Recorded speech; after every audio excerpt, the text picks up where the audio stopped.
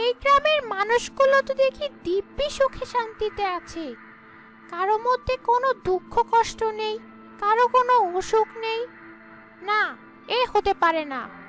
আমি বেঁচে থাকতে এদের আমি কিছুতেই ভালো থাকতে দেব না। দাঁড়া, দেখাচ্ছি মজা। ডাইনি তখন গ্রামের মধ্যে বটগাছ খুঁজতে শুরু করলো। এই ডাইনি বটগাছ ছাড়া অন্য কোনো গাছে থাকতে পারত না। ভাগ্যক্রমে গ্রামের মাঝখানে একটা বটগাছ ছিল। ডাইনি খুশি মনে সেই বটগাছে গিয়ে আশ্রয় নিল। তারপর সেখান থেকে সে হাঁক ছাড়তে লাগলো। তোরা গায়ের সব লোক কোথায় আছিস? বাঁচতে চাইলে এখানে এসে জমা হো।